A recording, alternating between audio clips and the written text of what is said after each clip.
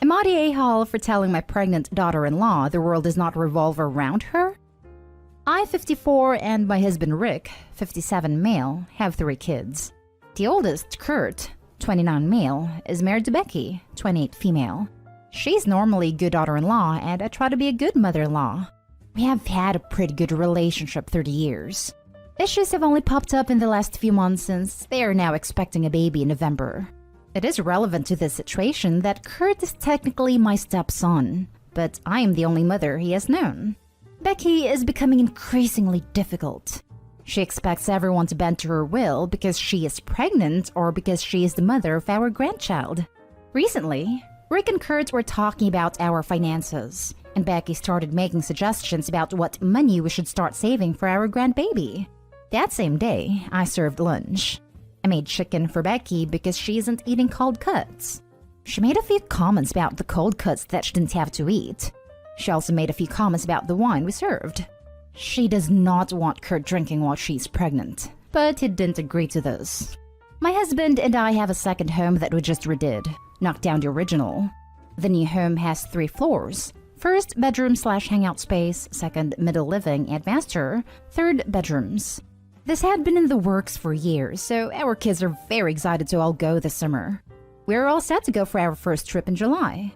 The issue that came up is that my 2 other kids, Tim and Cassie, 23 male and 21 female, plan to have fun on this trip, which includes having some friends to the house a few times, amusement park, scuba diving, going out. When Becky and Kurt were over last weekend, Tim and Cassie were talking about their plans, and Becky got upset, saying that because she's pregnant, this trip should be all about drinking. It's not, but we aren't banning alcohol from the house. She also said that next year's trip will not include any get-togethers because she will have a small child. Tim just told her not to worry because she doesn't have to participate in any of the fun. Becky called me and said she was upset about the plans. She said we needed to respect the fact she can't participate in all of the activities we are planning. I told her that there were plenty of things she can participate in and not worry about the other kids were doing. She then said she really thinks I should limit the drinking and parties. I informed her that I have no intention of limiting anything since this is their vacation as well, and these activities can take place on the back deck. I told her she can have the bedroom upstairs in the front so that she will not be bothered, but she was mad she would have to walk up all the steps. She also accused me of caring less because Kurt is not my son. Not true. At the end of our talk, I told her I could get a rental to have their own space, but she accused me of trying to exclude her. I reminded her that she spent many nights out drinking when she was their age, and that the world can't revolve around her just because she is pregnant. Am I the a-hole? Now for the top comments. Not the a-hole. She sounds like the type that thinks expectant mothers should be able to park in handicapped spaces. Oh, she's gonna be a handful. In fairness, there are some pregnant women that I'd happily see park in a disabled space. I'm disabled, but remember how exhausting and painful pregnancy can be? And my pregnancy was considered to be easy. But yep, not the a-hole. She definitely does sound like a handful. She's, in my opinion, the kind of person that finds herself holding a little bit of power, and is now forcing everyone to bend to her will because the whole world should revolve around her. Lol, actually, I've just realized that if my ex, male, could get pregnant, this is exactly how he'd act. Not the a-hole. Your daughter-in-law is turning into an entitled mother before she even has the kid. Clearly, she thinks she's the first person in the world to have a kid. I get that hormones make pregnant women crazy, but some also lose common sense. Info. Have you talked to Kurt about this?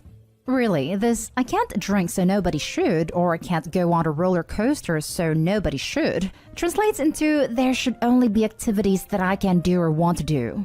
Nope, just nope. Good for you for saying something before she gets a chance to ruin everyone's vacation. Not the a-hole.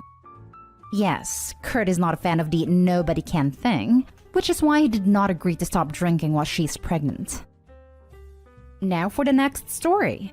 Am I the a-hole for telling my brother that he is not a real single dad since his son is in daycare 24/7? My brother and his ex were together for 3 years. They were both unfaithful throughout the relationship, and when they broke up and she got pregnant and told him there's a chance he is or isn't the father, things became even crazier. He had just gotten a major promotion and was going to be making a lot of money, and he felt like she was only keeping the baby to take his money on the off chance the baby is his. When the baby was born, they got a paternity test, and he was the father. After that, they got into a huge custody battle. She was unemployed after losing her job and living with her parents, and my brother was way more stable than her. He had money, a job, a house, and a nursery all ready for the baby. He also wanted 100% custody. I asked him why, since he works so much and didn't seem to want the baby throughout the pregnancy. He said he knows the type of person she is, and she thought she would use a baby as a pawn for his money. But our aunt is a family lawyer and helped him hire a top attorney to get full custody. And he got it. When the baby was only like 7 months, he got full custody and never allows her to see him. She begs and begs, and he refuses. He gets happy seeing her so sad. He enrolled his son in daycare every day 5 days a week from 7 a.m. to 6 p.m. as soon as he got custody. He's now 3 and still on the schedule. My mom or me, since getting my license, picks him up from daycare and watches him at my brother's house until he gets off work at 8 to 9-ish. He then lets him use the iPad until he goes to sleep around 10. Then it's the same routine over and over again. He doesn't even spend time with his son. He doesn't even use to change his diapers. Once my mom changes him before she leaves at 9, he doesn't get another one until he goes to daycare the next morning. The only time he even spends time with him is when he's taking him to daycare in the morning. We watch him on the weekends too, so he can unwind and basically have a bachelor pad. He doesn't even seem to love his son. His teachers, since he was a few months, are like his mother figures. He calls them mama. He's the first there in the mornings and the last to get picked up. Meanwhile, his mom is begging to see him since she hasn't seen him since COVID began. Yes, I know. And my brother refuses. Whenever my brother complains about being a single dad, I tell him he's not a real single dad since he chose to be the only parent and spent thousands on top lawyers. And also, his son is in daycare literally every day for most of the day and he never sees him. He called me an a-hole and said I'm disgusting for saying he's not a real single dad and he works to provide for his son. Not an a-hole for the sole reason he is emotionally/physically neglecting his son. So maybe not being a single dad, but being a crappy one. Just because he pays for the food and roof doesn't mean he is taking care of his son. I used to call a social worker mama when I was around a son's age, when my mother had more custody than my dad and she was neglecting me. Damn the biased courts for favoring crappy mothers over hardworking and loving fathers just because they're the mom. I'm not saying this is the same scenario between the mom/dad, but it's obvious the same type of neglect is there. She would put me in a bouncy chair for hours or keep me in the playpen just so she could hang out with her friends or party. There were other stuff too, but just all in all bad. I don't mean to seem like I am making this about me, but wanted to share my personal experience. I can assure you that the teachers/caregivers at the daycare cannot at all give him the one-on-one time he needs as a 3-year-old to develop properly emotionally. I developed BPD most likely from the neglect because I didn't learn how to form proper attachments to people. I'm doing a lot better now, but when it started showing in my teens, it was rough. He is setting his son up for a lot of emotional problems later on. If he didn't want child support, I'm sure he could have just signed off his parental rights. And like you also said, it sounded like he didn't actually want to be a parent through the pregnancy. In my opinion, it sounds like he only changed his tune when money was involved. Now it sounds like he is now using the child himself as a pawn to get back at the ex for trying to use the child as one in the first place. And I hate when parents put their children on iPads and make the iPads babysit/be the parent for them. I'm not saying giving a child an iPad is bad in general, but obviously this guy's using it to get out of parenting. Wow. My brother also used to leave his son in his bouncy chair and places him in front of a TV or iPad. That's his version of parenting when he's alone. And the daycare is really nice and the women there are great. But you're right, they can't give him enough one-on-one time. There's like 12 preschoolers in this class. They send pictures every day of what he's doing and is always clinging to his mommy there. Funny enough, she kind of resembles his real mom who he hasn't seen since he was 7 months old. Not even a FaceTime or call. Not today, Hull. And I'd call the mom and say you're willing to testify against him if she wants to go back to court. Even with full custody, she should be having regular visits. Yes, this. Document everything. See who else in your family cares enough about this child to do what needs to be done. This boy is suffering, and likely will continue to do so unless someone steps up for him. Next story is titled, Am I the a-hole for throwing my sister's confession of regretting her kids in her face? I, 32 female, was close to my sister, 34 female, most of my life. But our adult relationship has been tough.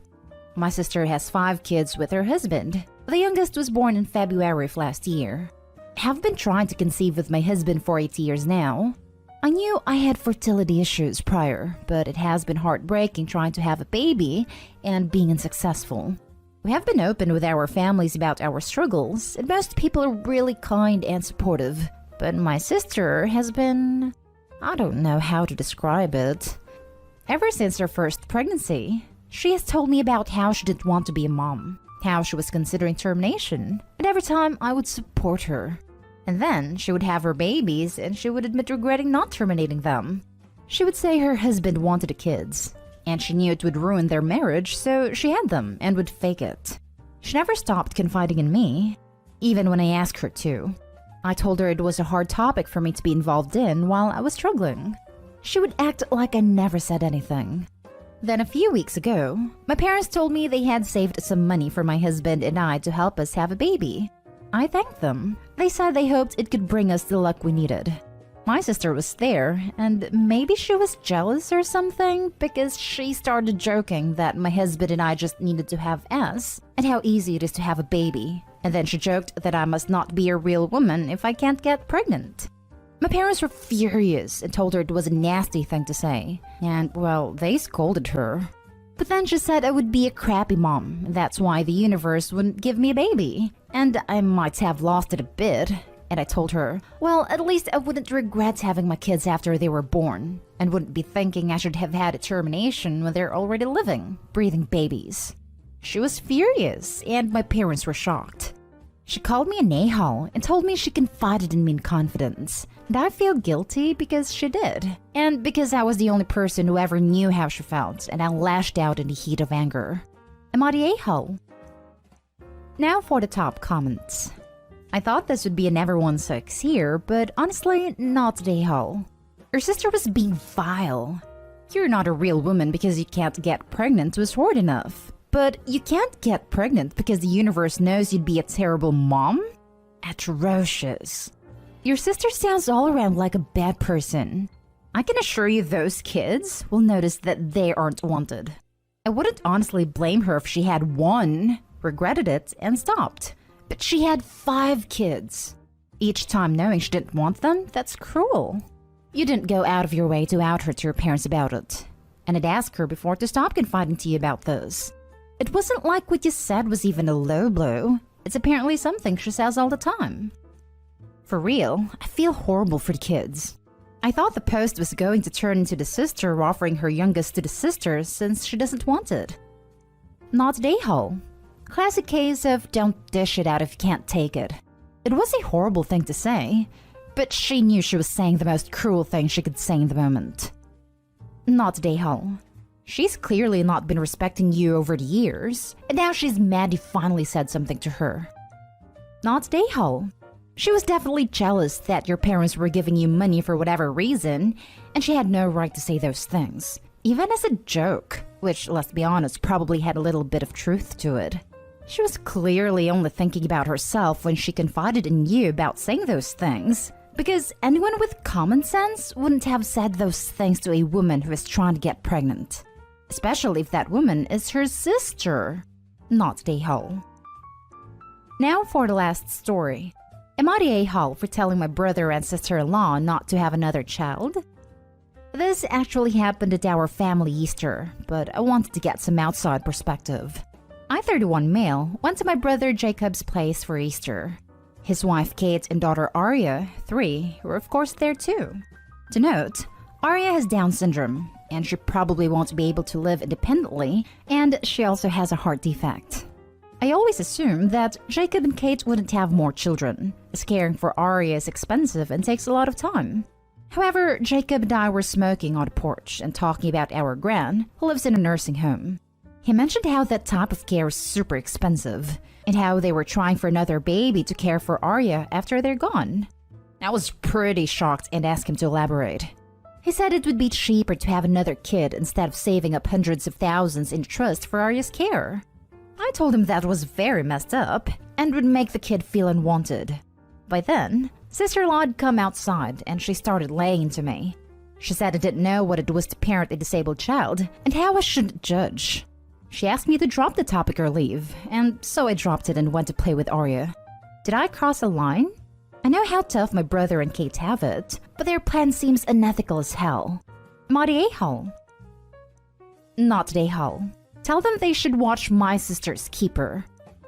This is exactly what I was about to say. It's completely immoral. Not the a-hole. This is beyond immoral. They want to bring a child into this world to be a servant. That is messed up. Not the a-hole. Sounds like indentured servitude without the agreement part. Also, any kid brought up with that expectation will resent everyone at some point, and probably have a slew of personal issues, mental health, trust, etc. Plus, they already have one kid with lifelong learning disabilities and physical disabilities. What happens if kid number 2 has the same?